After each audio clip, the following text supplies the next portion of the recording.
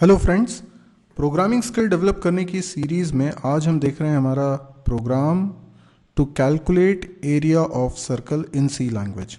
किसी भी प्रोग्राम को हम बनाएं कैसे, ये बिल्कुल शुरुआती दौर के प्रोग्राम्स हैं प्रैक्टिस के लिए। इनमें हम ये भी सीखना चाहते हैं कि हमारे लॉजिक कैसे बिल्ड करें, कैसे हम सोचें कि हमें प्रोग्राम में क्या लिखना है। तो इसके लिए मैं आपको कुछ तरीके सुझा रहा हूँ। धीरे धीरे करके आपको ये तरीके समझ में आने लगेंगे। जैसे सबसे पहले मैं ये चाहता हूँ कि जब भी आप कोई प्रोग्राम बनाएं, पहले उसका आउटपुट डिज़ाइन कर लें, यानी आप इमेजिन कर लें कि स्क्रीन पे वो कैसा दिखेगा रन होते वक्त। क्योंकि हम क्या चाहते हैं, जब तक हमें ये क्लियर नहीं होता तब तक हम कोडिंग नहीं कर पाते। आपको कोडिंग में डेफिनेटली बहुत सारे टूल्स पता होंगे, लेकिन उनकी ज़रूरत हमें समझ में नहीं आती। तो सबसे पहले तो हम ये करेंगे, फिर हम डिज़ाइन करेंगे स्टेप्स, यानी कोडिंग क्या लिखनी चाहिए वो डिज़ायर्ड आउटपुट लाने के लिए। और फिर तीसरे नंबर पे जो कोड हमारा बन गया है उसको हम ड्राई रन करके चेक करेंगे बार बार कि वो सही है कि नहीं। जहाँ भी थोड़ी भी गलती लगती है उसको सुधारते रहेंगे और रिपीटेडली ड्राई रन करेंगे तब तक जब तक कि हमें ये ना लगने लगे कि अब इसमें कोई गलती नहीं है। तो पहले हम लॉजिक को समझें, हमें क्या करना है। सबसे पहले तो जो आउटपुट स्क्रीन है, जैसे हमने प्रोग्राम रन किया, सबसे पहले क्या होना चाहिए, आउटपुट स्क्रीन ब्लैंक होनी चाहिए। अच्छा, आउटपुट स्क्रीन ब्लैंक कैसे होती है? तो आउटपुट स्क्रीन ब्लैंक होने के लिए ज़रूरी कि आपने लिखा हो CLR SCR। लेकिन मैं यूज़ करूँगा कोड ब्लॉक्स ID को। तो अगर आप कोड ब्लॉक्स ID यूज़ कर रहे हैं तो आपको इस फंक्शन की ज़रूरत नहीं है, ठीक है। लेकिन अगर आप टर्बो ID यूज़ कर रहे हैं तो आप क्लियर स्क्रीन फंक्शन का इस्तेमाल कर सकते हैं चाहें तो। फिलहाल मैं इस फंक्शन का इस्तेमाल नहीं कर रहा हूँ, राइट। तो मैं इसको हटा देता हूँ। अब हम ये सोचना चाह रहे हैं कि आउटपुट स्क्रीन पे क्या दिखाई दे। तो मैं एक मैसेज स्क्रीन पे एक्सपेक्ट कर रहा हूँ कि दिखाई दे। मैसेज कुछ ऐसा होना चाहिए, एंटर रेडियस, ठीक है, ऑफ अ सर्कल।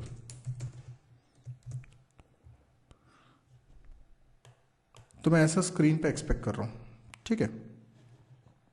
तब अगर हम ऐसा एक्सपेक्ट कर रहे हैं तो हमें अपने प्रोग्राम में क्या लिखना होगा? हमको अपने प्रोग्राम में लिखना पड़ेगा एक प्रिंटफ।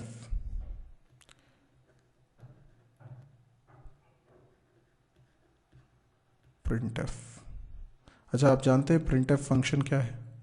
प्रिंटफ फंक्शन की मदद से हम कोई मैसेज स्क्रीन पे प्रिंट करा सकते हैं। तो इसमें क्या लिखेंगे, enter radius of a circle, ऐसा हम लिख देंगे। अगर हमने ऐसा लिख दिया तो स्क्रीन पे प्रिंट हो जाएगा enter radius of the circle. अब अगली चीज़ क्या होनी चाहिए कि यूज़र यहाँ पे डेटा इनपुट कर सके। तो इनपुट कैसे होता है? स्कैनफ की वजह से होता है। तो हम लिखेंगे स्कैनफ। अच्छा, स्कैनफ एक फंक्शन है जिसके कारण कीबोर्ड का डेटा हम ले सकते हैं। जिस फॉर्मेट का डेटा हमें चाहिए, जैसे हमें इंटीजर चाहिए तो हम लिखेंगे %d और फिर लिखेंगे वेरिएबल। ओके, अब मुझे इनपुट लेना है तो मुझे वेरिएबल तो चाहिए। तो ज़रूरी है कि मैंने पहले बनाया हो एक वेरिएबल और उस वेरिएबल का कुछ नाम रख लेते हैं, लेट्स से r।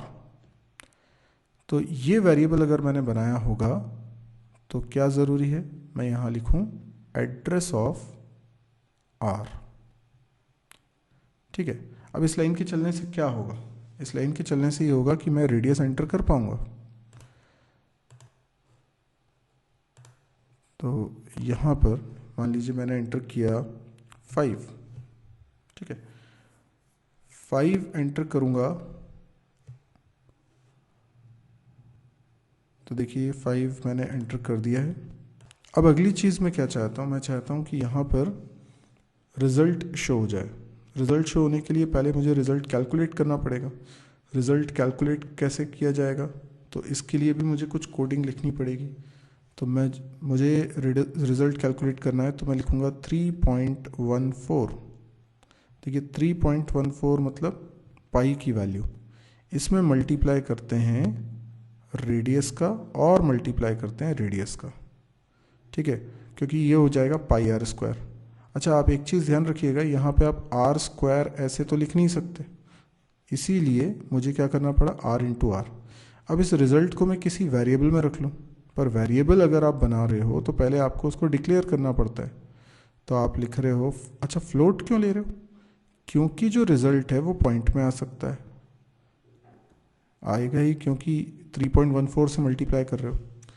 अब ये कैलकुलेशन हुआ तो रिजल्ट ए में स्टोर हो गया। अच्छा, ये लाइन जो है स्कैनफ के बाद ही लिखना इंपॉर्टेंट है, क्योंकि जब तक स्कैनफ नहीं चलेगा तब तक आर में वैल्यू नहीं आएगी, और जब तक आर में वैल्यू नहीं आएगी ये लाइन चलना नहीं चाहिए। तो अगर आपने किसी ने ये लाइन प्रिंटफ के भी पहले लिख दी है तो उसका कोई मीनिंग नहीं है, क्योंकि तब तक आर में वैल्यू नहीं आई। जब तक आर में वैल्यू नहीं आई तब तक ये कैलकुलेशन परफॉर्म नहीं होना चाहिए। ये लाइन जहाँ लिखेंगे वहाँ पे ये कैलकुलेशन परफॉर्म होगा। अब मुझे स्क्रीन पे देखना है रिजल्ट, तो मुझे क्या लिखना पड़ेगा? प्रिंटफ। और प्रिंटफ में मैं प्रिंट करा दूंगा एरिया की वैल्यू। तो अब हमने यहाँ पर क्या एक्सपेक्ट किया, स्क्रीन पे प्रिंट हो जाए एरिया इज 78.5, जो कि एरिया होगा अगर रेडियस 5 होगा। तो ऐसा करने के लिए हमें क्या करना पड़ेगा? हमें प्रिंटफ में लिखना पड़ेगा मैसेज, और जो मैसेज हम लिखेंगे वो होगा एरिया इज। तो यहाँ पर आप ऐसे डबल कोट्स लगा लीजिए और डबल कोट्स के बाद लिख दीजिए एरिया इज, ठीक है। राइटिंग पे मत ध्यान दीजिए, आप सिर्फ कोड को समझिए। परसेंट, अच्छा परसेंट डी नहीं लिख सकता है यहाँ, मुझे क्या लिखना पड़ेगा? मुझे लिखना पड़ेगा परसेंट एफ। क्यों? क्योंकि फ्लोट की वैल्यू प्रिंट करा रहा हूँ ना, तो percent F, double quote sign किया, और एड्रेस ऑफ मत लगा दीजिएगा, यहाँ पे सिर्फ लिखिए ए, ठीक है। और लास्ट में आप गेट सी एच लिख सकते हैं, गेट सी एच से स्क्रीन होल्ड हो जाएगी। तो ये हमारा प्रोग्राम बन गया, लॉजिक बन गया। अब इस प्रोग्राम को हम कोड कर देंगे अपने आईडी में। तो देखिए एक नई फाइल मैं यहाँ पर ले रहा हूँ, एम्प्टी फाइल। ये मैंने कोड ब्लॉक्स यूज़ कर रहा हूँ। यहाँ पर मैं एक फ़ाइल बनाता हूँ, नाम लिखता हूँ area.c, ठीक है, एरिया सर्कल .c। इसके अंदर सबसे पहले मैं वेरिएबल बना लेता हूँ एक r नाम का रेडियस के लिए, एक वेरिएबल बना लेता हूँ a नाम का एरिया रखने के लिए, और ये दोनों अभी अपन ने डिस्कस किए थे। फिर मैं एक प्रिंटफ फंक्शन लिख रहा हूँ जिसमें हम लिखेंगे enter radius of circle colon, और ये बॉडी एंड। इसके बाद फिर स्कैनफ लिखना था हमें, स्कैनफ में हमने लिखा था % d एड्रेस ऑफ r।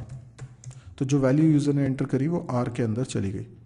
इसके बाद हम a के अंदर असाइन कर रहे हैं 3.14 into r।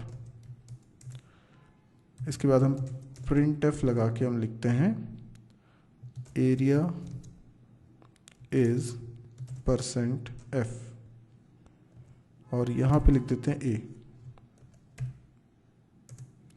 Then get switch. वैसे इसमें गेट स्विच नहीं भी लगाएंगे ना कोड ब्लॉक्स में तो चलेगा। अभी इसको सेव करता हूँ और इसको बिल्ड रन करता हूँ। देखिए प्रोग्राम रन हुआ, और जैसा कि हमने आउटपुट एक्सपेक्ट किया था, आपको ध्यान हो enter radius of a circle, हमने ऐसा ही सोचा था और बिल्कुल ऐसा ही आउटपुट हमें दिखाई दे रहा है। अब मैंने एंटर किया है 5, और जैसे 5 एंटर किया तो देखिए एरिया है 78.500, बिल्कुल यही हमने एक्सपेक्ट किया हुआ था यहाँ पर, और वो आउटपुट में आ चुका है। तो आई होप आपको ये वीडियो समझ में आया होगा। यदि आपको समझ में आया है तो आप इसे लाइक करिए। आप बिगनर हैं तो आपके लिए बहुत यूज़फुल होगा, और कई सारे लोग अभी अपनी प्रोग्रामिंग स्टार्ट ही कर रहे हैं तो उन लोगों के बड़े काम के। तो आप इन वीडियोस को शेयर भी करिए अपने फेसबुक वॉल पे। जैसे जैसे आपका लेवल बढ़ता जाएगा, इस साइट पर मैं आपको बहुत सारे वीडियोस प्रोवाइड करूंगा, अलग अलग टिपिकल प्रोग्राम्स के, टफ प्रोग्राम्स के भी। आपको ये सारे वीडियोस की लिस्ट चाहिए तो आप आइए www.mysirji.com मेरी वेबसाइट पे, जहाँ पे आपको मेरे सारे वीडियोस मिलेंगे। यहाँ पे C++, जावा, PHP, डेटा स्ट्रक्चर, DBMS जैसे सब्जेक्ट्स पर वीडियोस हैं, और कंप्लीट सीरीज़ है। यदि आप पूरी लैंग्वेज सीखना चाहते हैं तो आपको कंप्लीट सीरीज़ इस पर मिलेगी। इसमें प्रोग्रामिंग स्किल डेवलप करने के लिए जो प्रोग्राम्स हैं उसकी लिस्ट भी मिलेगी, जो डेली मैं अपलोड कर रहा हूँ वीडियोस उसकी लिस्ट भी मिलेगी। कौन से अपलोड करने वाला हूँ, कौन से अभी अभी रिसेंटली किए हैं, इसकी जानकारी आपको इस साइट से मिल जाएगी। तो आप इस साइट को ज़रूर विजिट करिए और हो सके तो इस साइट को शेयर करिए। अगर आपको लगता है कि बहुत यूज़फुल वीडियोज़ हैं तो आप इनको जितना ज़्यादा हो सकता है स्प्रेड करिए, ताकि इससे ज़्यादा से ज़्यादा लोग सीख सकें। और हमारा जो मिशन है, हमारा जो मकसद है कि फ्री में हम एजुकेशन प्रोवाइड करें, इसमें आप भी भागीदार बनिए। Thank you.